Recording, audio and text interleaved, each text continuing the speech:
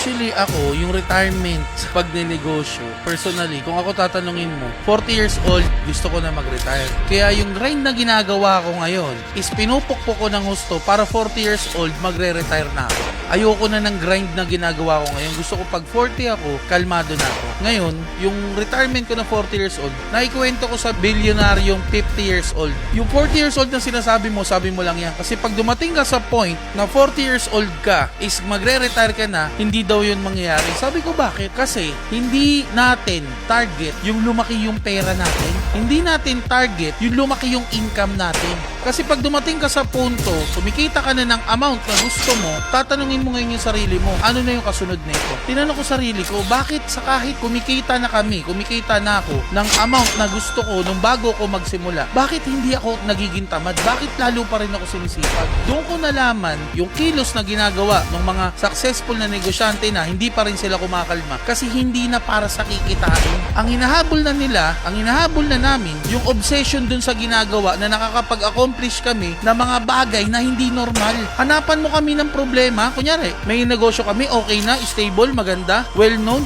automated na, kumikita na per month. Hindi yan mapapakali. Maghahanap yan ng bagay na negosyo na naman, na galing na naman siya sa baba o underdog siya para tatrabahuin niya na naman yung brand na yun para sumikat na naman sa buong Pilipinas at maging accomplishment na naman para sa kanya at magiging dahilan na naman para madagdagan yung income niya. Kasi yung dating kilala, nagawa niya makilala. Ang tanong, ginawa niya ba yun para sa pera? Pwede. Pero, ine-enjoy kasi namin yung pakiramdam na yung bagay na hindi kilala is tatrabahuin namin para dumating sa punto na ngayon kilala na at nagpapasok ng passive income ngayon. Nanatawa ko yung sinabi na yun. Nung sinabi sa akin nung 50 years old na bilyonaryo. Sabi ko, ibig sabihin pala, itong ginagawa namin, itong sinasabi ko sa sarili ko, hindi pala mangyayari. Kasi bakit? Bakit sa kabila ng okay na yung kinikita mo, hindi ka pa rin huminto? Kasi hindi na pleasure sa'yo yung kikitain mo. Ang pleasure sa'yo, meron kang na-accomplish na bagay na ang daming gustong gumawa nun, tapos hindi nila magawa. I-challenge mo ngayon yung sarili mo na pag ako gumalaw niyan, papakita ko sa inyong lahat na kaya kong gawin yan. Kasi bakit? Hindi kasi kami normal. Ang normal, pag okay na, settled na, goods na, okay na ako. Pero pag ikaw, ang ini-enjoy mo na yung process, pag ikaw, ini-enjoy mo yung hirap, pag ikaw, ini-enjoy mo na yung solusyon ng problema, yun yung masarap. Yun yung pleasure sa amin. Hindi pleasure yung kita. Walang pinagkaiba yan sa sinasabi na bakit hindi na namin ini-enjoy yung material na bagay. Dahil mas ini-enjoy na namin yung proseso para makuha yung material na bagay. Lahat ng nagsisimula, kaya nila ginagawa ang isang bagay, is unang-una, gusto nila lumaki yung kita nila.